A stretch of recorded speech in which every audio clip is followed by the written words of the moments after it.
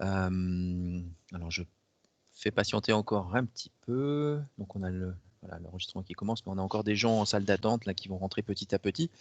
Donc on va attendre avant de démarrer formellement cette conférence. Donc vous allez dans cette conférence, bien évidemment, m'écouter un petit peu parler, mais vous aurez aussi l'occasion d'intervenir. Donc je vais vous proposer de participer à un sondage. Donc on échangera par sondage à 2 reprises, d'une part avec un petit QCM, d'autre part avec une sorte de nuage de mots que vous construirez. Donc, ah oui, oui, voilà, je vais quand même mettre aussi ma caméra. Donc vous voyez qu'effectivement, on va parler de médecine vétérinaire rurale, comme vous le devinez, avec cette vache qui est derrière moi en cuivre, en bronze, pour être plus précis, et donc un truc antique, alors qui n'est pas chez moi, hein, mais que j'ai réussi à shipper pour pouvoir l'avoir en fond d'écran. Bien, donc on va travailler cet après-midi sur l'exercice vétérinaire en milieu rural, avec un diaporama que je vous ai préparé et qui a été également réalisé en bonne partie par mon jeune collègue Guillaume Belbis. Donc Guillaume est responsable de ce qu'on appelle nous le CHUVA, c'est-à-dire le Centre hospitalier universitaire vétérinaire d'Alfort, avec la valence animaux de production. Donc on reçoit majoritairement des bovins, des ovins, des caprins, mais également de temps en temps des espèces un petit peu plus exotiques, telles que par exemple des lamas, des alpagas ou des cochons. En tout cas, c'est exotique pour nous. Je suis responsable d'un département, donc le département production animale et santé publique. Donc c'est un département, comme son nom l'indique, qui est très transversal, qui va donc de l'étable à la table ou de la fourche à la fourchette, comme vous voulez. On aura l'occasion d'en parler un petit peu. C'est une des raisons pour lesquelles certaines des diapositives que je vous présenterai sont, à mon avis, tout à fait en cohérence avec l'exercice vétérinaire en milieu rural. Bien, donc c'est un forum, donc comme je vous l'ai dit, pour lequel je vous inviterai à participer. Donc vous aurez l'occasion de participer par l'intermédiaire notamment d'un sondage, mais vous aurez aussi la possibilité de m'écrire dans l'onglet Conversation. Donc l'onglet Conversation, c'est ce que vous appelez en langage courant le chat. Hein. Donc vous n'hésitez pas à écrire dans ce volet Conversation, dans lequel je vais également vous envoyer de ce pas une adresse. Donc une adresse qui est l'adresse du sondage sur lequel vous allez pouvoir vous placer tout à l'heure pour pouvoir répondre à quelques-unes des questions. Donc c'est l'objet de la diapositive qui suit. Voilà. Donc en effet, on a ici voilà, donc l'adresse en question qui apparaît. Donc vous avez, on ne le voit pas bien, mais donc je vais vous le mettre autrement. Attendez voir. Ça me fait exactement la même chose que ce matin. Donc je vais vous lancer ça. Voilà. Donc vous l'avez ici sous cette forme. Voilà. Donc vous pouvez vous connecter sur WooClap. Donc forum rural. Ah oui, sans E. J'ai mis un E, mais on l'enlève. Donc forum rural. Donc je vais remarquer ça dans notre outil de conversation. Pour pouvoir participer, donc vous pouvez le faire soit avec votre iPhone, soit avec votre ordinateur. Et là, pour ceux d'entre vous qui ont la possibilité de lire les QR codes, vous pouvez directement lire le QR code. Ça va vous envoyer, vous emmener directement sur ce sondage. Donc, sachant que je vous poserai des questions tout à l'heure à 2 reprises. Donc voilà, je vais vous remettre l'adresse précise, donc notamment pour ceux qui viennent d'arriver, dans la mesure où autrement ils ne peuvent pas lire avec Teams ce que nous avons écrit avant, et puis en même temps ça va me permettre de corriger et de bien écrire effectivement rural sans E. Voilà, donc vous pourrez aller cliquer dessus tout à l'heure. Et merci. Voilà, pour le coup, vous pourrez directement aller vous connecter dessus pour répondre au sondage. Alors, on est reparti avec notre diaporama. Et donc, je vais aborder maintenant les différents éléments. Voilà, et on va voir donc si effectivement je suis suffisamment clair dès le début de ma présentation. Donc, en l'occurrence, quand on pense vétérinaire rural, ou en tout cas vétérinaire en milieu rural, eh bien, en quoi ça consiste? Ça consiste, bien évidemment, à aller dans des fermes. Donc, première chose. Donc là, effectivement, comme on peut le voir avec notre consoeur là, qui est arrivé au contact d'un éleveur dans une ferme avec sa voiture correctement équipée. Hein. D'ailleurs, vous voyez que celle-là, elle est particulièrement bien rangée. presque autant que dans la deuxième voiture, où on voit donc là une consoeur avec cette fois-ci une vache, probablement en vue d'un vélage, donc avec là une blonde d'Aquitaine. Et puis, toujours aller dans des fermes pour aller voir des vaches, par exemple dans le cadre d'une prophylaxie, avec des prises de sang à la queue, donc faites ici par un confrère, donc sur une charolaise. Et puis autrement, une consoeur qui ici s'occupe de blondes d'Aquitaine dans le cadre d'un suivi de reproduction. Donc bien sûr, on va s'occuper de bovins. Ça vous paraît assez évident, quand on dit rural, on pense bovin. Mais on ne pense pas que bovin, on pense aussi à d'autres animaux de la ferme. Ça peut être, par exemple, des moutons, tels que ces moutons allaitants, des moutons viande, ou alors des moutons laitiers, comme celui qu'on voit sur le côté droit. Là, on voit des lacones avec relativement peu de laine. On voit également, dans certains cas, des vétérinaires s'occuper de cochons. Donc ça, c'est relativement logique. On pourrait s'occuper aussi de volailles, ou encore, toujours en milieu rural, aller s'occuper de chevaux, comme le traitement d'une plaie ici, ou encore d'animaux de compagnie. Et oui, en effet, en milieu rural, on peut s'occuper d'un certain nombre d'espèces sans aucun problème. Donc, on va poursuivre sur le sondage et je vous invite maintenant à répondre à celui-ci. Donc, à votre avis, qu'est-ce que l'exercice vétérinaire en milieu rural? Et donc, vous avez ici les différentes questions. La médecine et chirurgie des animaux de rente, la médecine et la chirurgie des animaux de compagnie, médecine et chirurgie des animaux de sport et de loisirs, ou l'exercice varié. Donc, je vous invite à y répondre. Voilà, et on va attendre quelques minutes, le temps que vous répondiez tranquillement sur ce que c'est que l'exercice vétérinaire en milieu rural. Voilà, donc je vous ai déjà un petit peu divulgaché, comme on dit, la réponse, ou spoilé si vous préférez. Néanmoins, je pense que vous aviez déjà une petite idée de ce que pouvait être l'exercice vétérinaire en milieu rural, mais il faut quand même déjà, parmi les idées qu'il convient de combattre, combattre notamment l'idée que vétérinaire en milieu rural, c'est forcément le vétérinaire des animaux de production, point barre, et donc aller un petit peu plus loin dans l'analyse de la situation, puis on va approfondir ça tous ensemble à l'occasion des diapositives suivantes et puis du sondage qui suivra, éventuellement des questions que vous pourrez être amené à me poser. Donc réfléchissez-y dès à présent, mettez-les dans un petit coin sur un calepin, notez-les. Et puis à la fin de la présentation, on pourra y revenir et puis j'aurai un temps d'échange avec vous sur les questions que vous pouvez être amené à vous poser sur l'exercice vétérinaire en milieu rural, etc. Bon, je vous invite à commencer de regarder un petit peu un certain nombre de réponses. Je pense que sans surprise, ben voilà, bravo, vous me répondez très très majoritairement effectivement qu'il s'agit d'un exercice varié sur des espèces d'animaux de rente, évidemment, mais aussi d'animaux de sport, de loisirs et de compagnie. Alors on va voir qu'en fait, ça va un petit peu au-delà de tout ça, et qu'effectivement, eh bien, on peut présenter voilà,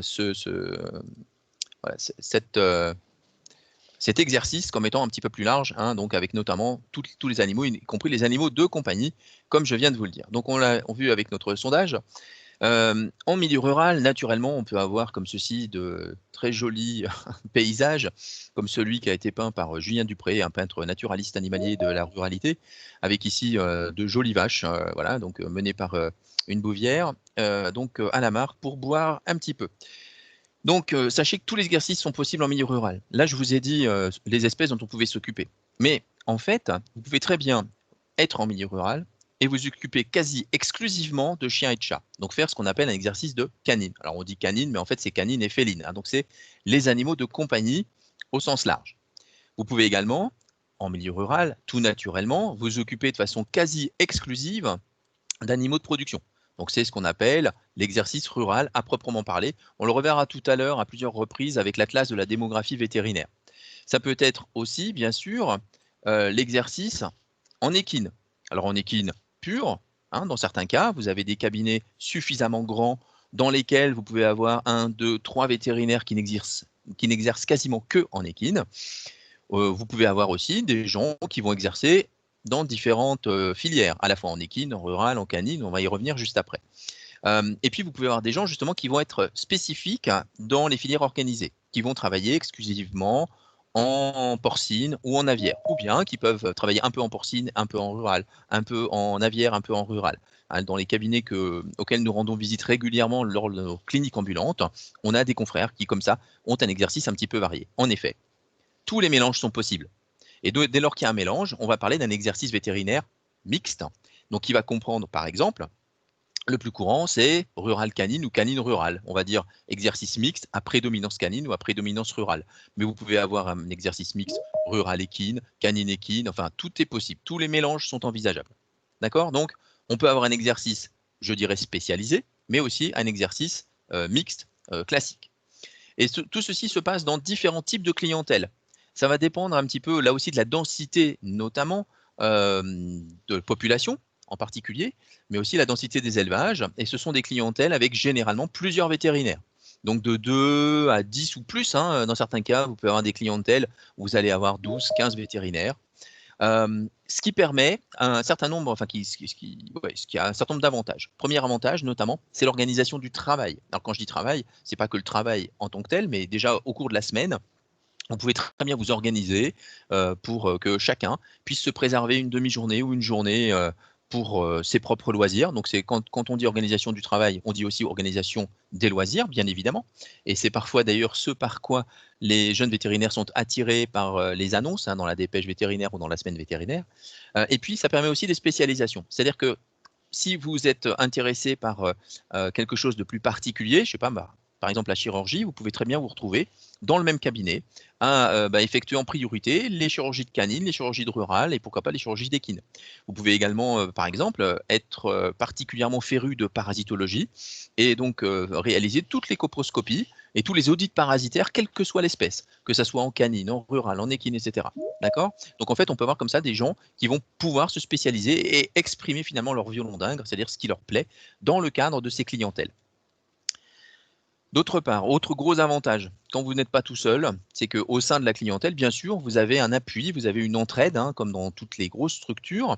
Vous allez avoir d'autres confrères qui vont pouvoir vous aider. Donc, imaginons que vous vous retrouviez dans votre tournée du matin.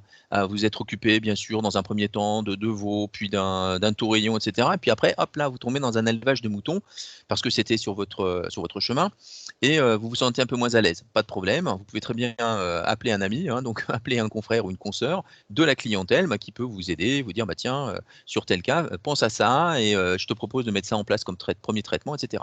Donc il y a un appui et une entraide. En revanche, petit désavantage parfois de ces grosses clientèles, c'est que plus elles sont importantes en nombre de vétérinaires, et notamment dans des zones peu denses en élevage, plus vous avez un rayon d'action important et donc plus vous faites de kilomètres. Donc c'est peut-être un petit peu là le pendant de l'affaire, mais on y reviendra tout à l'heure, on vous représentera quelques-uns des inconvénients. Alors, qu'est-ce que c'est que l'exercice vétérinaire rural ou mixte, donc en milieu rural? Eh bien, c'est un métier comme montre l'atlas démographique vétérinaire de l'année dernière. Donc celui-là, donc il est marqué 2020, mais bien sûr, c'est sur des chiffres 2019. Et vous pouvez très facilement d'ailleurs le retrouver en tapant dans Google l'Ordre national des vétérinaires et en tapant atlas démographique vétérinaire, vous allez pouvoir le trouver avec toutes les informations. Donc moi, je vais vous sortir uniquement les informations qui relèvent de l'exercice vétérinaire en milieu rural. Et comme vous pouvez le voir, la profession qui a beaucoup travaillé ces dernières années justement sur tout ce qui était débouché, sur tout ce qui était démographie, elle a pu souligner qu'en milieu rural, on a des débouchés très forts. En effet, petit à petit, de par la façon dont évolue la démographie vétérinaire, on a beaucoup de place en milieu rural, quel que soit le type d'exercice. C'est-à-dire que ce soit un exercice donc en canine, que ce soit un exercice en bovine ou bien sur les petits ruminants, sur les chevaux, sur d'autres espèces, hein, ça peut être des cochons, des volailles, etc. Mais donc là, il y a des débouchés très forts. Donc sachez qu'il y a de la place pour des vétérinaires en milieu rural. Comment travaillent ces vétérinaires? Eh bien, ils travaillent, comme vous pouvez le voir, majoritairement, hein, donc 2 sur 3 en mixte, c'est-à-dire qu'ils ont un exercice à la fois sur plusieurs filières, plusieurs espèces. Le plus souvent, c'est en rural et en canine, mais on peut avoir, comme je vous l'ai montré tout à l'heure, d'autres mélanges possibles, hein, d'autres formules envisageables. Et puis donc pour un vétérinaire sur 3, c'est un exercice quasi exclusif en milieu rural sur des animaux de production. Donc des vaches, des moutons, des chèvres, des cochons, des volailles. Donc voilà ce que c'est que l'exercice vétérinaire en milieu rural.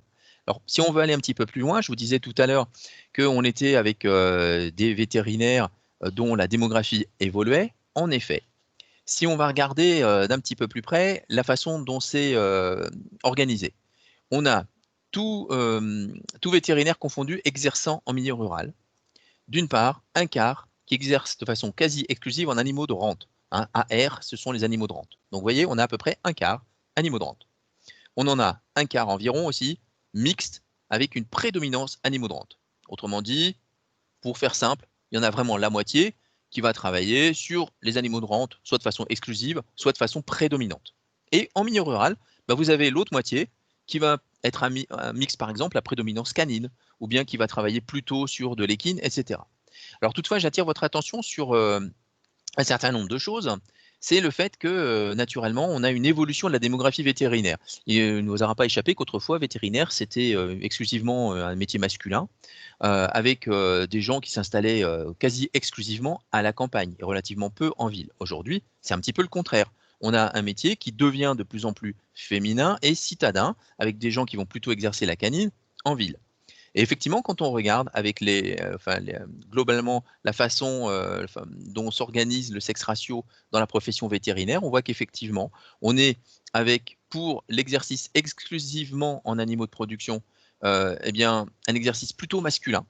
Et quand on est en mixte avec une prédominance autre que rurale, bah, c'est plutôt à prédominance, ici je dirais presque féminine, hein. Donc on voit qu'effectivement la part est un petit peu variée en fonction du sexe ratio, tout simplement parce que les vétérinaires qui s'étaient installés autrefois, donc en rural, sont progressivement remplacés par des gens qui vont plutôt travailler en mixte à prédominance rurale ou en mixte avec une autre prédominance, notamment une prédominance en animaux de, de compagnie ou de sport ou de loisirs. Donc en gros, on en a un quart qui exerce en rural, un quart en mixte prédominance rurale, et puis l'autre moitié, ce sont les autres exercices mixtes. Donc tout ça, vous allez pouvoir trouver facilement dans l'Atlas 2020 de la démographie vétérinaire, donc qui est disponible sur le site de l'Ordre national des vétérinaires.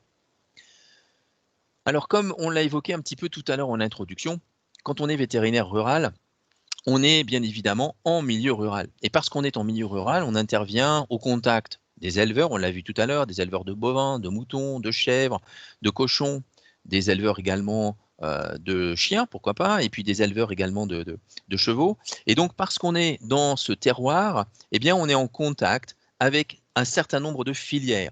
Parmi ces filières, bien évidemment, il y a les bovins laitiers, il y a les bovins allaitants, donc c'est-à-dire tout ce qui est vaches à viande, donc les charolaises, les blondes d'Aquitaine, les rouges des prés, que je préfère appeler Ménanjou. Et puis vous avez aussi des veaux, hein, les veaux de boucherie. Vous allez avoir les ovins laitiers. On en a vu tout à l'heure un exemple avec une brebis lacone, la productrice du Roquefort. On a aussi des ovins allaitants, donc pour la viande ovine. On a des caprins, essentiellement des caprins laitiers, hein, qui sont responsables de la production de lait de chèvre et donc de fromage de chèvre, notamment le Sainte-Maure de Touraine avec sa célèbre paille. Et puis vous avez des équidés, hein, donc la viande chevaline française avec des équidés qui sont élevés et produits pour la viande, ce qui a sauvé un certain nombre de races, hein, notamment des races de traits, hein, sans lesquelles, sans cette filière viande chevaline française, je pense qu'on n'aurait pas aujourd'hui la diversité qu'on a préservée de ces races qui sont de très belles races de chevaux de trait. Et puis autrement, bien sûr, on a des porcins, des volailles de chair et de ponte, donc les poulets et les œufs. On a aussi d'autres petites filières comme l'écaille et les palmipèdes, hein, donc ça, ce sont les canards et les oies, notamment pour les canards gras, donc le magret, donc ça c'est plutôt dans le sud-ouest, et bien sûr le foie gras, et puis on a les lapins de chair, on a les poissons, avec notamment l'aquaculture, et pas seulement la pêche, hein, mais bien sûr l'aquaculture, où là les vétérinaires peuvent également intervenir, et puis tout ce qui est coquillage. Alors bien sûr, là les dernières filières ne sont pas les plus importantes, donc on va retenir les principales avec donc l'ensemble de ces labels auxquels finalement les vétérinaires, en tant qu'intervenants dans les élevages, bien, sont des acteurs majeurs. Alors bien sûr, quand on parle de vétérinaires intervenant en milieu rural, la première espèce ou le premier groupe d'espèces auquel on pense, ce sont les ruminants. Et donc on va faire un focus un peu particulier sur l'élevage de ruminants en France. Alors ne nous voilons pas la face, quand on regarde un petit peu la façon dont les élevages de ruminants se présentent, ou en tout cas dont leur nombre évolue au cours du temps, hein, donc là avec des chiffres clés que vous pouvez récupérer sur le site de l'Institut d'élevage. Donc là ce sont les données du dernier recensement, donc là aussi c'était fait en 2019 avec des chiffres ici 2018. Donc quand vous regardez le nombre de détenteurs de bovins, vous voyez, là on était à 238 000 en 2008 et en 10 ans on est passé à 171 000. Donc on voit une érosion lente du nombre de détenteurs de bovins, c'est-à-dire du nombre d'élevages bovins. En même temps, quand on regarde ces détenteurs d'élevage bovin, qu'il s'agisse d'élevage laitier ou d'élevage allaitant, ce qu'on constate, c'est que d'une façon générale, on a un vieillissement de la population. Vous voyez quand même que globalement, on est avec à peu près la moitié des éleveurs aujourd'hui qui ont plus de 50 ans. Alors non que 50 ans soit un grand âge, hein, vous avez face à vous un représentant du groupe des quinquagénaires. Néanmoins, le fait qu'on ait ce vieillissement progressif pourrait être un signe un petit peu défavorable. Toutefois, à côté de ça, qu'est-ce qu'on constate? Eh bien, on constate que les élevages ont tendance à fusionner, à s'agrandir. Ils sont également de plus en plus techniques. Et on va les retrouver bien sûr essentiellement dans un certain nombre de régions qui sont les grosses régions d'élevage. On voit la Bretagne, la Normandie, les Pays de Loire, et puis on verra tout à l'heure également la Nouvelle-Aquitaine, qui sont quand même des régions, notamment pour les vaches allaitantes ou l'Auvergne-Rhône-Alpes, qui sont des régions d'élevage, des régions tout à fait traditionnelles. Alors notons donc qu'on a bien un vieillissement de la population, mais avec ces élevages qui s'agrandissent, qui sont plutôt des élevages tenus par de plus jeunes éleveurs, pardon, de plus jeunes éleveurs et dont le niveau technique augmente. On en reparlera peut-être un petit peu tout à l'heure, mais parmi ceux-ci, vous avez de plus en plus de gens qui non seulement ont le BEPA, mais aussi le bac, mais également le BTS, et puis pourquoi pas, dans certains cas, vous avez des éleveurs qui tout simplement sont ingénieurs agronomes, donc qui vont s'installer avec vraiment un bon niveau technique. Donc, ce qui va permettre globalement d'avoir progressivement une amélioration du niveau technique de nos éleveurs et en même temps que la progression des compétences de nos vétérinaires. Je vous parlais des régions d'élevage un instant. Quand on regarde l'exercice vétérinaire rural en France, où est-ce qu'il se concentre? Eh bien, il se concentre bien sûr et tout naturellement dans des régions d'élevage. Alors, assez simple, hein, vous regardez sur cette carte. En dessous, là, en jaune orangé, marron, vous avez en fait la densité des élevages bovins. Et vous voyez qu'effectivement, dans les zones où on a beaucoup d'élevages bovins, eh bien, en vert, ici, on a beaucoup de vétérinaires avec une compétence dans le domaine des animaux de production. Donc, la nature, entre guillemets, est bien faite, hein. On a bien sûr les vétérinaires qu'on va retrouver dans les régions d'élevage. Donc, des régions d'élevage, c'est le Grand Ouest, c'est la Bretagne, c'est les Pays de Loire, c'est la Normandie. C'est également le nord de la France, c'est un peu également l'Est. Et puis, c'est tout ce qui est centre ici, hein, avec Auvergne-Rhône-Alpes, mais également le sud-ouest. Alors, on a ici, par exemple, l'Aveyron avec les brebis lacones, dont je vous ai parlé tout à l'heure. Et puis, ici, vous avez les Pyrénées-Atlantiques avec là aussi, à la fois donc, des bovins et des ovins, donc avec des manèques tête rousse, tête noire, avec des basco béarnaises, dont le lait permet la production de très bons fromages comme l'osso irati ou les torquis. Donc ça ne sera pas seulement sur l'exercice vétérinaire, mais je vous fais aussi une petite conférence entre guillemets sur la gastronomie. Donc l'exercice vétérinaire rural, bien sûr, c'est partout en France. C'est essentiellement dans les régions d'élevage, bien évidemment.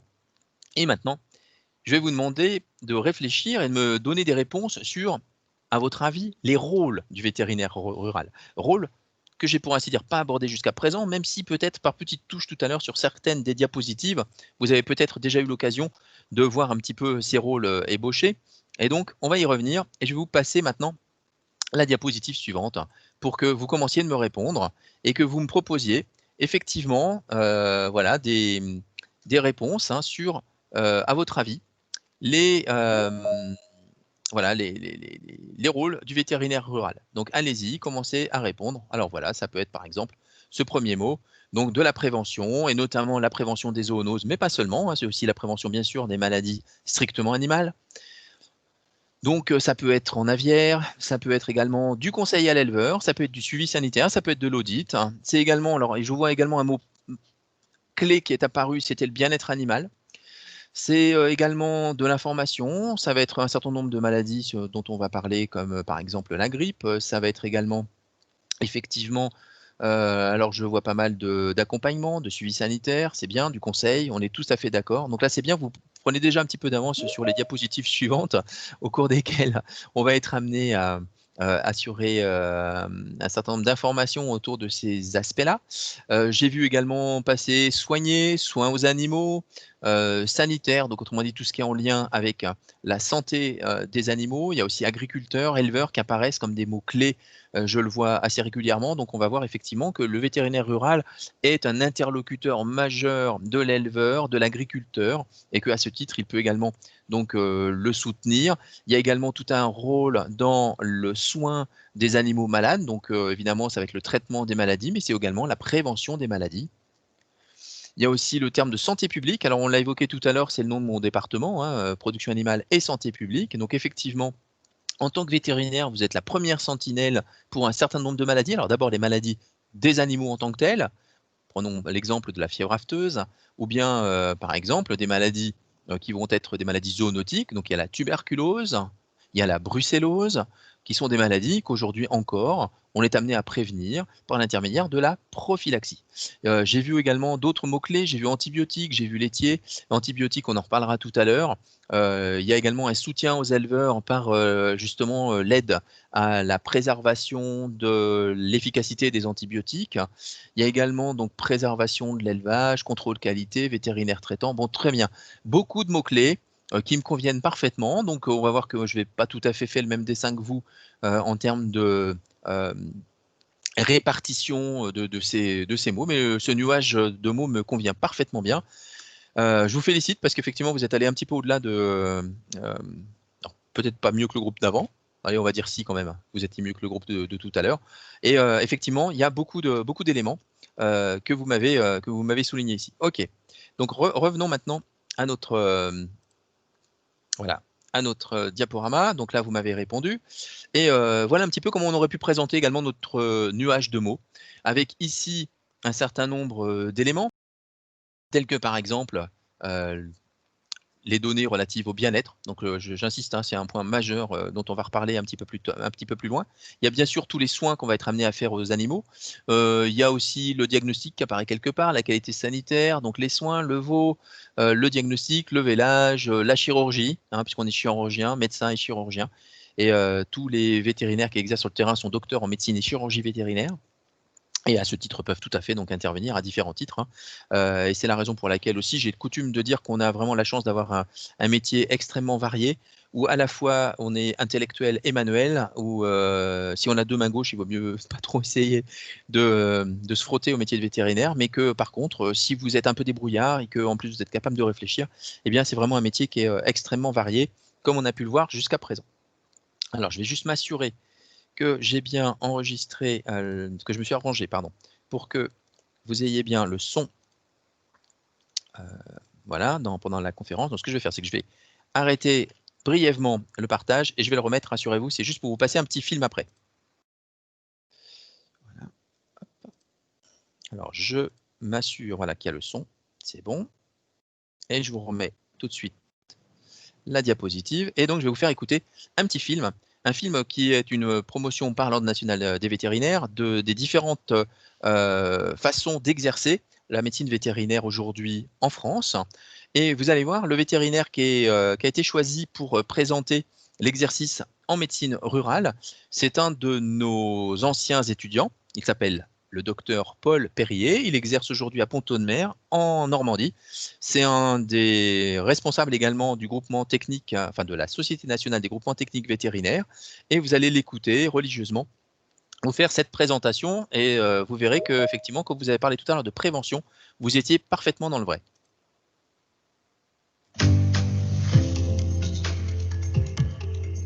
On est vraiment ingénieur de l'élevage parce qu'on n'est pas juste médecin, on ne soigne pas un animal. C'est notre travail aussi au quotidien d'essayer aussi bien d'améliorer le bâtiment que d'améliorer l'alimentation et tout l'environnement du bovin pour qu'on ait le moins de pathologies. Notre but, il n'est pas uniquement encore en médecine canine, juste de soigner l'animal malade. Notre but, on se rapproche plus, je dirais pas de la médecine chinoise, où on est là pour que les animaux ne tombent pas malades.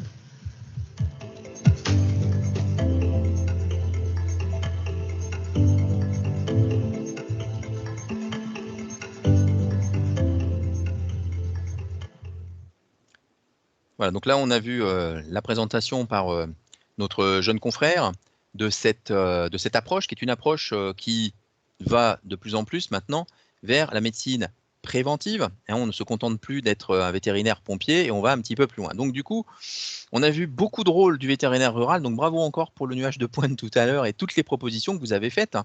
Mais tous ces rôles, ils reposent sur un certain nombre de compétences qu'il va vous falloir acquérir au cours de vos études. Quels sont les compétences du vétérinaire rural? Bon, bien sûr, je vous l'ai dit tout à l'heure, on est docteur en médecine et chirurgie vétérinaire. Donc, ce sont d'abord des compétences médicales et chirurgicales. Donc, naturellement, il faudra être capable d'établir un diagnostic, de proposer également un pronostic et ensuite, eh bien, de mettre en place un traitement et pourquoi pas des mesures de prévention. Donc, tout ceci, ça va reposer sur un certain nombre de compétences parmi lesquels il y a tout d'abord de l'empathie. Alors l'empathie, bien sûr, pour nos animaux préférés, mais également pour ceux qui s'en occupent. Hein, comme vous l'avez évoqué tout à l'heure dans le nuage de points, il y a une aide, un soutien aux éleveurs et au monde rural d'une façon générale. Donc il y a cette empathie qui convient vraiment de mettre en avant. Et puis bien sûr, il y a des compétences qui reposent sur l'acquisition de connaissances en anatomie, en physiologie, en infectiologie, pour savoir un petit peu comment les maladies se déroulent dans les élevages. D'abord, bien sûr, en pathogénie au niveau de l'individu, mais en épidémiologie au sein de l'élevage.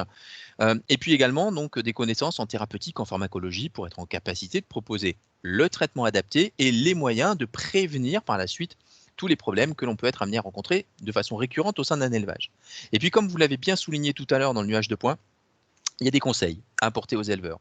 Donc, cette activité de conseil, elle est majeure et elle relève plus, comme le disait tout à l'heure Paul Perrier, de la médecine entre guillemets chinoise préventive. C'est ce qu'on va qualifier de médecine de troupeau. Donc, on oppose souvent la médecine individuelle et la médecine de troupeau. On fera un petit focus dessus tout à l'heure. Et cette médecine de troupeau, elle relève bien sûr de l'empathie, encore plus que la médecine individuelle.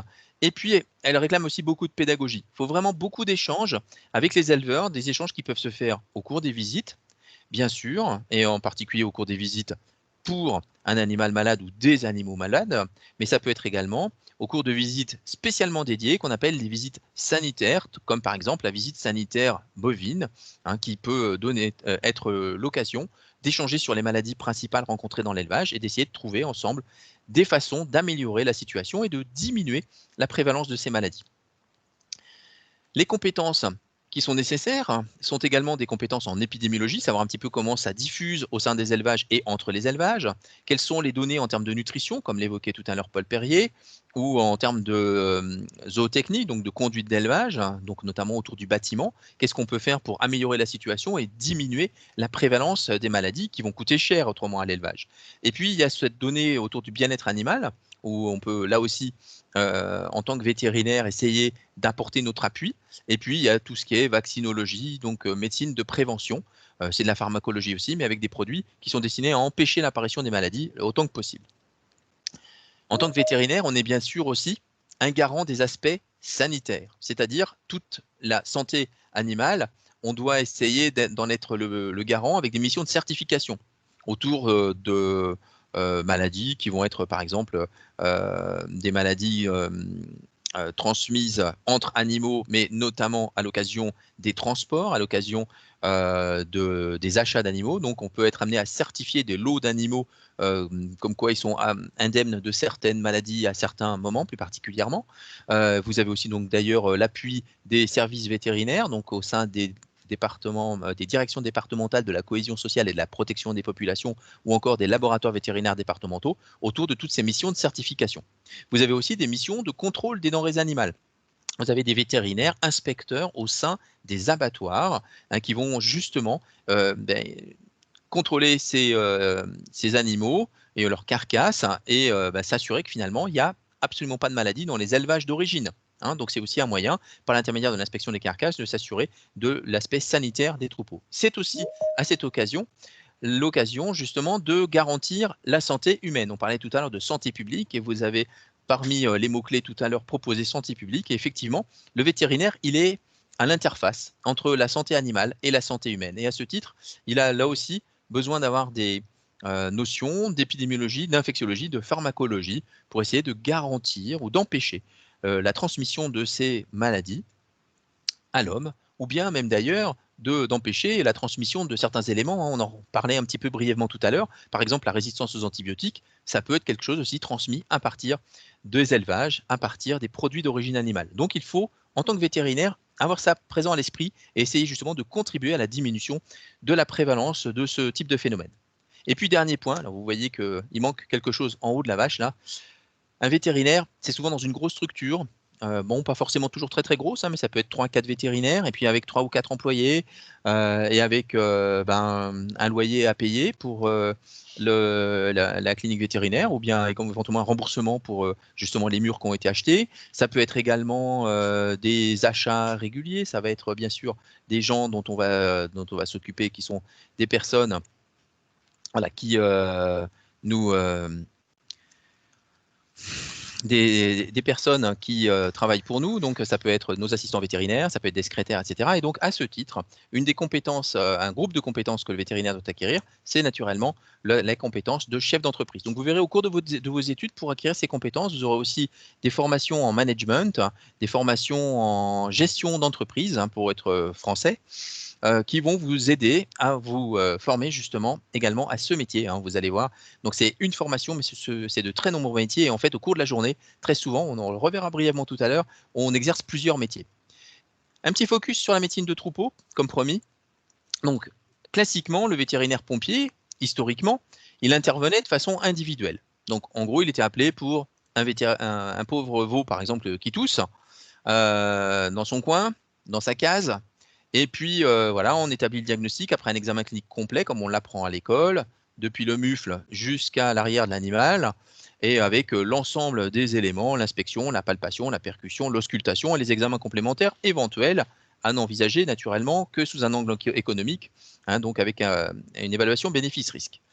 Et dans ces conditions, voilà, on est avec un seul individu, on établit qu'il souffre d'une bronchopneumonie et on va traiter l'animal qui est malade. Ça, c'est l'approche individuelle. Aujourd'hui, comme l'évoquait Paul Perrier, on est de plus en plus dans une approche un peu plus générale, une approche de troupeau, une approche collective et de prévention. Et qu'est-ce qu'on va faire dans ce contexte pour prévenir la maladie? Eh bien, on va essayer de trouver au sein des différents facteurs qui expliquent la maladie dans l'élevage, quels sont les facteurs majeurs. Est-ce que, par exemple, les problèmes respiratoires chez les veaux, c'est lié à un défaut de conception du bâtiment? Est-ce que ce bâtiment, par exemple, eh bien, est à l'origine de courants d'air importants? Est-ce que ce bâtiment, il est tellement mal ventilé que finalement, les animaux, ils respirent l'ammoniac de leur litière et donc du coup, ça favorise les troubles respiratoires? Est-ce que on se retrouve dans un bâtiment qui est mal ficelé, qui est mal fichu et où vous avez les groupes d'animaux d'âge différents qui sont les uns à côté des autres et qui donc vont très facilement échanger des agents pathogènes?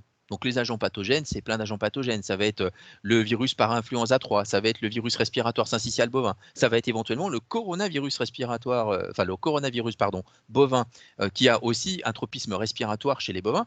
Et donc tous ces virus-là, ils peuvent facilement communiquer si on a des mélanges d'animaux d'âge différents. Et surtout si on a beaucoup d'animaux les uns à côté des autres, qui du coup ne peuvent pas respecter bien sûr une sorte de distanciation au sein du bâtiment.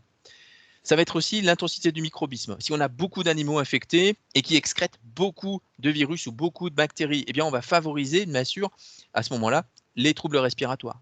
Ça va être aussi, par exemple, parce qu'on a un vaccin qui est mal choisi. On a par exemple vacciné contre le virus respiratoire syncytial et puis on se rend compte que finalement il n'y a pas de virus respiratoire syncytial dans cet élevage, mais c'est plutôt une circulation d'un autre virus qu'on appelle le virus de la maladie des muqueuses. Voilà, donc en fait on va chercher à chaque fois à trouver le facteur de risque majeur, donc le plus gros trou, celui qui est situé le plus bas sur le tonneau, pour essayer de prévenir la maladie et surtout de réussir finalement à maîtriser ça à la fois sur le plan sanitaire pour que les animaux ne tombent plus malades et en même temps sur le plan économique pour que finalement ces animaux-là puissent grossir s'il s'agit des animaux de production destinés à la viande ou qu'ils puissent produire du lait pour les vaches laitières, les brebis laitières ou les chèvres.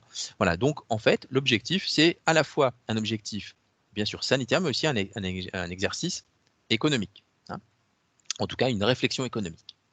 Je vous disais tout à l'heure donc que le vétérinaire au cours de sa journée il pouvait être amené à faire beaucoup de choses et qu'en fait, on a plein de compétences et que très souvent, au cours de la journée, on a plein de métiers. Je vous ai dit aussi que c'était une formation dans l'une des 4 écoles vétérinaires françaises, mais avec plein de métiers différents. Et qu'est-ce que fait un vétérinaire en milieu rural au cours d'une journée? Il peut faire plein de choses. Alors là, je vous ai mis des choses un petit peu variées. Par exemple, vous pouvez commencer le matin par un suivi de reproduction dans un élevage laitier, comme c'est le cas ici de notre confrère. On le voit là avec son échographe, la sonde étant disposée par voie transrectale, donc ce qui vous permet par exemple d'établir un diagnostic de gestation ou bien d'établir la présence par exemple de kystes ovariens chez certaines vaches, voilà.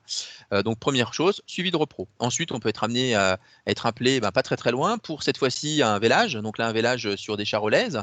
Donc on voit là effectivement un veau qui a la bonne idée de sortir, voilà, donc convenablement, mais peut-être pas dans la bonne position. Donc c'était effectivement un petit problème de position peut-être du veau initialement. Voilà, donc un vélage. Et puis, pourquoi pas, après, vous allez dans un élevage où il y a des troubles chroniques un petit peu importants et qui vous amènent à faire des prélèvements. Et du coup, vous mettez en place une coproscopie. Alors, vous voyez dans ces cas-là, effectivement, éventuellement des parasites qu'on devine ici sur cette photo prise au travers d'un objectif, d'un microscope. Ici, on voit qu'on est sur une cellule de McMaster, hein, voilà, donc, et on a effectivement au moins un parasite ici présent. Et puis, donc, vous réglez le problème du parasitisme. Et puis, un peu plus tard, vous êtes appelé cette fois-ci sur un cheval, hein, puisque je vous ai dit que très souvent, on pouvait être amené à travailler sur différentes espèces. Sur un cheval qui, ici, vous voyez, est traité par notre confrère Paul Perrier, que vous avez vu tout à l'heure dans le petit film. Donc, qui voit ici un cheval, bon, pas dans une forme éblouissante, on le devine avec ici notamment la position des oreilles, et qui subit ici une injection intraveineuse, hein, d'un traitement adapté à la pathologie dont il souffre. Et puis, votre journée n'est toujours pas terminée, et puis vous pouvez être amené à faire une visite de traite pour des problèmes de mammites importantes dans un élevage. Bon, vous constatez au passage que sur cette image, eh ben, on a des vaches effectivement avec des pieds un petit peu sales. Donc vous vous dites, tiens, ici c'était une mamite d'environnement, je vais faire des prélèvements. Allez, on va faire de la bactério que je vais lancer ce soir en rentrant à la clinique, et puis demain on aura une petite idée de l'agent majeur. Est-ce que c'est Streptouribéris? Est-ce que c'est Staph aureus? Est-ce que c'est Escherichia coli? Et puis, on continue notre journée, et pourquoi pas, le soir, on peut aussi organiser une soirée éleveur sur un thème. Alors, ça peut être les mammites dont on parlait à l'instant, ça peut être le parasitisme, ça peut être les problèmes de reproduction, etc. Et donc, vous avez beaucoup comme ça d'événements qui peuvent être des événements au cours de la journée, qui font une journée bien remplie. Puis, vous voyez, plein de choses très, très variées. Plein de choses très, très variées. Donc, ça, c'est quelque chose qui, à mon sens, vous permet de lutter contre certaines idées reçues à propos de la profession de vétérinaire. Alors, en effet, donc revenons un petit peu sur les défis de l'élevage et la place du vétérinaire dans l'élevage. On parlait tout à l'heure du soutien aux éleveurs. Et n'oublions pas qu'effectivement, c'est important ce soutien aux éleveurs, dans la mesure où le monde agricole est un monde qui souffre actuellement pour différentes raisons. En effet, donc, il souffre notamment d'agribashing, hein, notamment par l'intermédiaire de la presse grand public. Également d'une moindre consommation progressive de produits animaux, même si c'est, à mon sens, souvent compensé par la consommation de produits animaux à plus haute valeur ajoutée, donc de bons produits avec des circuits courts, mais toutefois globalement une moindre consommation quand même, hein, avec une baisse de la consommation de viande par exemple, une baisse de leurs revenus, qui est une baisse régulière hein, depuis des années. J'ai toujours entendu parler de ça, y compris depuis mes études qui pourtant relèvent du siècle dernier. Et puis, cette ouverture potentielle aussi du marché européen à de grands exportateurs, comme le Brésil, comme le Canada, les États-Unis, la Chine. Voilà. Donc, on peut avoir cette ouverture également qui peut la souffrance du monde agricole. Vous avez le bien-être animal aussi dans les élevages, qui est une problématique très importante et à mon avis légitime pour le consommateur, même si le consommateur est souvent un citadin qui ne connaît pas bien le monde de l'élevage, qui parfois a une idée assez fausse hein, du bien-être animal. Donc, ça participe aussi à l'agribashing dont on parlait à l'instant. Il y a également un autre volet dont on a déjà parlé un petit peu tout à l'heure de façon très brève, c'est le développement de la résistance aux antibiotiques chez les bactéries et aux antiparasitaires, bien sûr, chez les parasites, chez les helminths notamment, mais aussi chez tous les strongles, et donc qui nous amène à proposer éventuellement des alternatives à certaines pratiques médicales.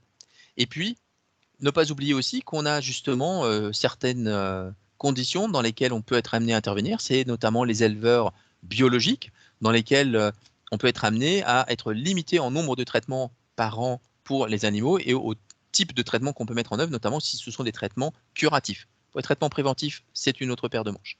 Et puis enfin, n'oublions pas non plus qu'on peut se retrouver face à des maladies qui s'expriment de façon différente hein, dans les biotopes de nos contrées, à la suite notamment de certaines modifications, notamment des modifications climatiques, qui peuvent impacter sur les vecteurs, hein, qui peuvent plus facilement, dans ces contextes, eh bien, se retrouver au contact de nos animaux et provoquer des maladies. Donc, retenons ce que peut faire le vétérinaire avec l'éleveur. Eh bien, c'est tout d'abord contribuer à faire valoir tout ce qui est bonne pratique en élevage, en aidant également à améliorer les marges de l'éleveur. Donc, je vous ai dit, c'est à la fois les aspects sanitaires et les aspects économiques.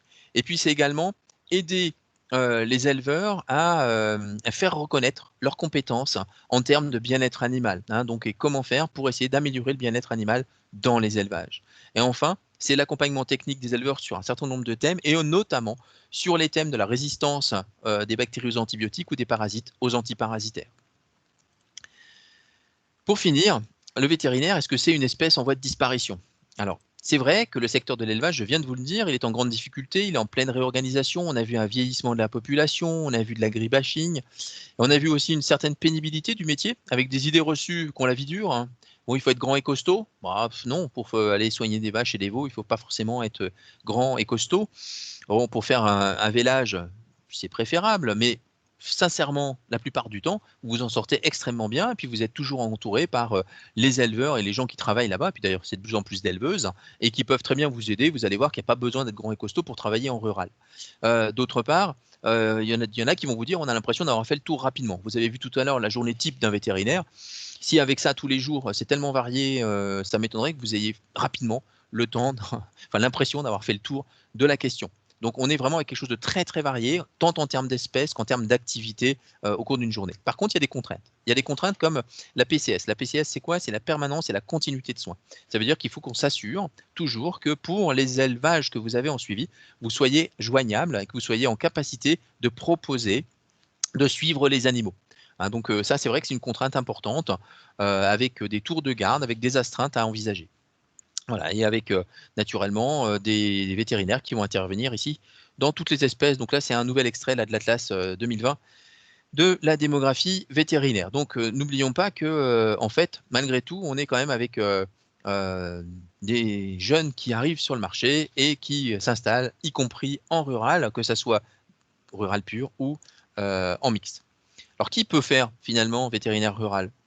Alors, ben, vous, tout simplement, hein, puisque vous êtes aujourd'hui au bout de la conférence. Donc, oui, c'est vous qui pouvez devenir vétérinaire rural demain.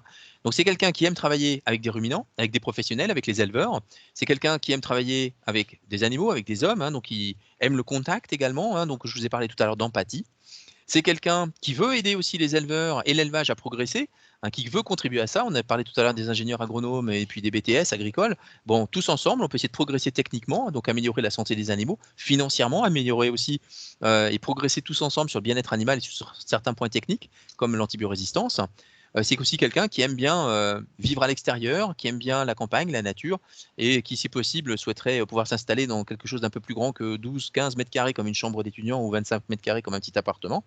Voilà, donc ce sont des choses comme ça qui peuvent vous contribuer à faire choisir vétérinaire rural. Bon, c'est bien sûr aussi celui ou celle qui va accepter, à cause de la permanence de continuité de soins, d'accepter de travailler la nuit et les week-ends. Alors, pas toutes les nuits, pas tous les week-ends. Je vous ai dit tout à l'heure qu'on était souvent dans des grosses structures, dans des grosses clientèles, et donc, grâce à ça, eh bien, on peut avoir des rotations avec des gardes qui reviennent de façon régulière, certes, mais pas toutes les nuits et pas tous les week-ends. Voilà. Bah, écoutez, comme je vous l'avais promis, on va garder un petit temps d'échange. Donc, il nous reste un petit peu moins de 10 minutes pour poser des questions. Donc, si vous avez des questions, vous n'hésitez pas, vous pouvez les mettre tout de suite dans le volet conversation et j'essaierai d'y répondre au fur et à mesure. Donc, n'hésitez pas, je vous écoute. Enfin, je vous écoute ou je vous lis en l'occurrence.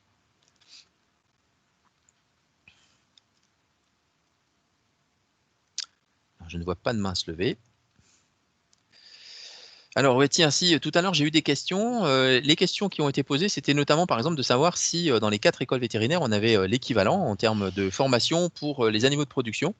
Donc oui, quelle que soit l'école dans laquelle vous allez, que ça soit Lyon, Alfort, Nantes ou Toulouse, vous pouvez être formé dans les principales filières, par exemple en canine, en équine, en rural, ou alors dans des domaines un peu variés, alors soit en mixte, soit en recherche, etc. Donc en fait, dans toutes les écoles, vous avez la possibilité d'approfondir en dernière année. Alors, qu'est-ce qui m'a donné à moi envie de travailler en tant que vétérinaire rural? Alors, ce qui m'avait donné envie de travailler sur ce domaine-là, donc je ne sais pas si c'est monsieur ou madame Chambon. Ce qui m'a donné envie de travailler dans ce milieu, bah, c'est d'abord le fait que moi, je viens d'un petit bled d'Anjou, hein, qui comprend 6000 habitants, vaches comprises. Et donc, je me voyais mal travailler sans être en contact des élevages et sans être au contact de ces animaux qui sont notamment les bovins, les ovins, les caprins. Alors, est-ce qu'il est facile de choisir l'endroit où on exerce une fois diplômé? Oui, je pense que c'est relativement facile, mais vous avez vu tout à l'heure que, grosso modo, vous pouvez être amené à exercer, si vous voulez exercer en milieu rural, hein, Lucas. Si vous voulez exercer en milieu rural, c'est plutôt dans les milieux où on a pas mal d'élevage. Voilà, et donc, d'une façon générale, On peut choisir peu ou prou l'endroit où on va exercer, mais attention, l'endroit où on va exercer, c'est naturellement une certaine concentration d'élevage. Ça va être également une typologie d'élevage. Si vous voulez travailler plutôt en éleveur, en bovin laitier, en bovin allaitant, en ovin, en caprin, donc il y a ça aussi qui peut jouer dans votre choix. Et puis après, il y a le type de structure dans laquelle vous allez vous retrouver. Est-ce que vous préférez travailler avec une petite clientèle, avec 3 à 4 vétérinaires, 3 à 4 associés, ou est-ce que vous voulez travailler dans une plus grosse structure avec un peu plus de spécialisation? C'est pour ça qu'il y a pas mal de stages, hein, il y a de la place qui est laissée aux stages pendant vos études, ce qui vous permet notamment d'aller choisir de façon, à mon avis, éclairée, le type de clientèle dans lequel vous allez pouvoir travailler. Sinon, à mon avis, ça dépendra pas trop de la période, parce que pour le moment, franchement, il y a vraiment beaucoup de place pour des vétérinaires dans les années qui viennent. Alors ensuite, j'ai Amandine qui nous dit vouloir exercer en rural, animaux de rente avec une petite spécialité ostéo. C'est vrai que ça fait partie des spécialisations qu'on peut envisager. Après, elle dit: «Je devrais financer mes études avec un prêt. Le rural me permettra-t-il d'avoir des revenus suffisants pour rembourser?» Sincèrement, oui. Il y aura pas de problème de ce côté-là, à mon avis, dans la mesure où si on fait, si on regarde même d'ailleurs, je crois que c'est dans la dépêche vétérinaire qu'on a, un petit baromètre comme ça qui est mis en place tout le temps. Ce sont, les vétérinaires qui exercent en milieu rural qui gagnent le mieux leur vie en moyenne. L'audit, le conseil, et cetera, est-ce que ça prend beaucoup de place dans le métier ou est-ce que le soin aux animaux reste la majeure partie du travail de vétérinaire rural? Alors ça dépend. Ça dépend à la fois des vétérinaires, hein, certains justement ayant développé dans certaines, clientèles l'audit et le conseil, et puis ça dépend aussi de certains moments dans l'année où l'audit et le conseil peut prendre un petit peu plus de place. Mais sachez quand même que d'une façon générale, le soin aux animaux, dans beaucoup de clientèles, ça reste d'une part la majeure partie du travail et d'autre part, c'est la porte d'entrée dans tous ces élevages. Très souvent, vous rentrez par exemple pour un animal malade dans l'élevage et après vous vous rendez compte qu'il y en a d'autres qui vont tomber malades par la suite et c'est là que vous allez pouvoir proposer un audit, un conseil. Même si effectivement on aimerait pouvoir aller plus vers plus de médecine préventive, cette lame de fond, c'est une lame qui est vraiment très lente, hein, c'est progressif. On a progressivement de plus en plus de médecine préventive, mais cette médecine préventive, elle est toujours présente aux côtés de la médecine curative. Ensuite, quelle école est la plus spécialisée au niveau bovin? Alors sachez que dans les 4 écoles, vous pouvez vous spécialiser en bovine, sans aucun problème. Après, ça dépend de ce que vous voulez voir. Si vous voulez voir des vaches, un peu plus de vaches normandes, il faut peut-être aller plutôt du côté de Nantes, quoique il y a pas mal de charolaises, notamment en Vendée. Si vous voulez voir un petit peu plus de blondes d'Aquitaine, il vaut mieux aller à Toulouse. Voilà, et puis alors après, à Lyon, ça sera plutôt un exercice vétérinaire un peu différent avec des petits élevages dans la proche couronne lyonnaise. Bon, par contre, quand on est sur Alfort, il faut aller les chercher un petit peu plus loin, mais on a quand même une activité bovine, bien sûr, aussi importante, hein, avec quand même 350 animaux hospitalisés chaque année. Pour une activité mixte rurale et canine, quel est le cursus qu'il faut suivre? Si on veut vraiment être à dominante canine, il vaut peut-être mieux suivre effectivement en A5 la dominante canine, OK, quelle que soit l'école. Et dans ces conditions, ensuite, vous pourrez facilement exercer, je pense, dans un cabinet en milieu rural. À partir du moment où vous êtes prêt à aller en milieu rural, sans souci, vous pourrez trouver à vous former donc dans l'école, puis à l'occasion de vos stages pour compléter, hein, parce qu'en fait, quand vous sortez, vous êtes formé, oui, mais il y a encore toute une expérience à acquérir, il y a des années à continuer d'exercer avant de se sentir à l'aise. Ensuite, est-ce que la surface sur laquelle exerce le vétérinaire peut être assez large? Donc j'imagine que c'est en fait la zone de chalandise dont on veut me parler. Et est-ce qu'il y a une bonne partie de la journée en voiture pour rejoindre les différentes fermes? Alors Manon, ça dépend de la clientèle dans laquelle tu vas exercer. C'est-à-dire que certaines clientèles, par exemple, sont assez proches les unes des autres et avec un rayon d'action qui va être de l'ordre de 15-20 km. Donc finalement, pas tant de kilomètres que ça en voiture pour rejoindre les différentes fermes. Par contre, dans des zones où l'élevage est un peu moins dense, il n'est pas rare que tu fasses 15-20 minutes de voiture entre chaque ferme. Et donc, le matin, tu vas aller voir 3 élevages ou 4 élevages. L'après-midi, tu iras en voir 2 ou 3. Et à chaque fois, tu feras pas mal de kilomètres. Donc, ça peut dépendre franchement de la clientèle, donc de l'intérêt d'aller faire des stages et d'aller voir justement ces différentes clientèles. Alors, ah oui, il y a Laure qui me demande comment on gère lorsque l'agriculteur ne veut pas payer ou ne peut pas payer. Oui, c'est vrai qu'il y a des problèmes de ce type-là, hein. Il y a régulièrement des problèmes d'impayés avec, beaucoup d'argent à l'extérieur. Alors il y a des gestions, variées. Il y a d'abord l'acceptation dans certains nombre de cas que, l'agriculteur soit amené à payer un peu plus tard. On peut faire entre guillemets «crédit», hein, à l'agriculteur et puis, dans certains cas, on peut tout simplement avoir, le recours aux huissiers ou alors on peut tout simplement, souhaiter, ne plus garder l'agriculteur en question dans sa clientèle, hein. Donc vous avez comme ça des éleveurs, entre guillemets, qui font partie des listes noires des vétérinaires. Voilà, mais bon, c'est heureusement pas la majorité. Pour travailler avec des chevaux, est-ce que c'est équivalent de choisir exercice en milieu rural ou exercice en milieu équin? Alors, il faut savoir que quand on exerce en équine, la plupart du temps, on exerce en milieu rural, hein. Ça ne veut pas dire qu'on est vétérinaire rural, mais qu'on exerce en milieu rural. Et donc, dans les clientèles, comme je le disais tout à l'heure, où ils sont 10-15 vétérinaires, il est fréquent d'avoir 2-3 vétérinaires qui exercent de façon quasi exclusive en milieu équin, donc sur des chevaux, avec naturellement un équipement, une radio, avec un paddock, etc., qui est disponible et qui permet aux vétérinaires voulant travailler en équine de travailler en milieu rural à côté de confrères qui, eux, vont travailler en canine ou en rural. Voilà, donc après, je pense que en A5, Marjorie, tu pourrais choisir par exemple de faire une A5 équine et puis après d'aller vouloir travailler plus spécifiquement dans un milieu rural, hein. Il n'y a pas de problème de ce côté-là. Est-ce qu'on connaît certaines explications à la faible proportion de vétérinaires en équine? Bah oui, il y a quand même pas tant de chevaux que ça, Clara, d'une façon générale. Et donc pour vraiment se spécialiser en équine, bah, il faudrait un marché un petit peu plus important. Il faudrait qu'on ait un peu plus de chevaux et donc plus d'éleveurs et de propriétaires. C'est pas encore le cas aujourd'hui, hein. Donc pour le coup, voilà, il n'y a pas beaucoup de vétérinaires en milieu, enfin en pure équine. Mais bon, on peut quand même faire de l'équine intéressante et notamment, moi je trouve que celle qui m'a toujours le plus intéressé, c'est l'équine auprès des petits propriétaires qui sont beaucoup plus sympas que les gros éleveurs ou les entraîneurs. Donc voilà. J'ai grandi à 16 km de Saumur, hein. Vous comprenez que du coup j'ai été un peu vacciné contre certains aspects du monde du cheval. Niveau administration, quelle est sa proportion dans le milieu rural? Oups, Lucas, je ne sais pas exactement, mais par moment dans l'année, ça peut être assez important, notamment quand on a toute la prophylaxie à faire et les visites sanitaires à compléter. Bon, ceci dit, tu peux très bien te défausser de toute une partie administration sur le secrétariat de la clientèle, hein. Ça peut être fait assez facilement.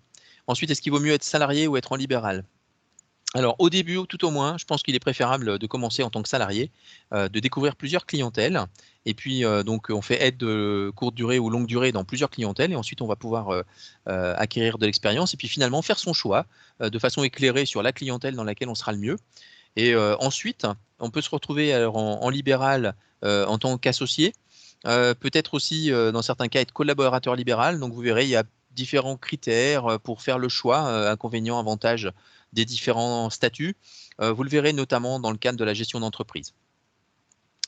Voilà, donc de rien pour la réunion, avec plaisir et puis enfin, qu'est-ce qui explique le manque d'attrait de l'exercice en milieu rural?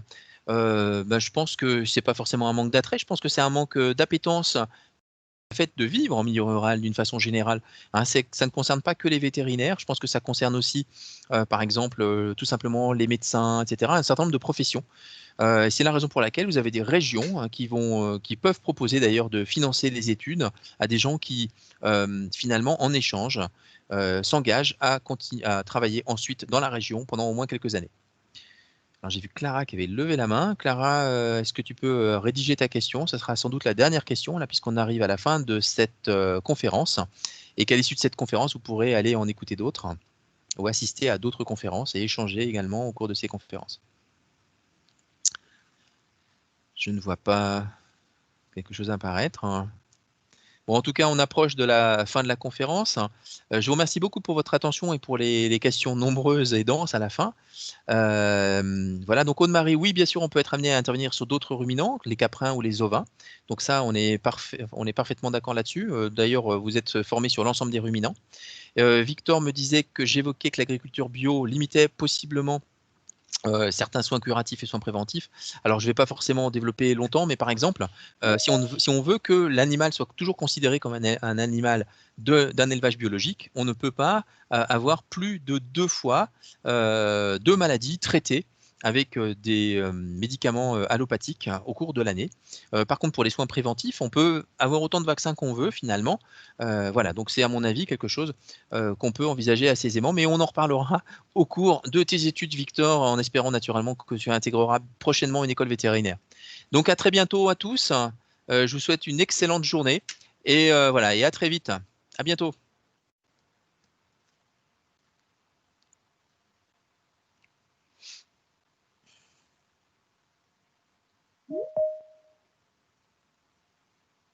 Je vous en prie.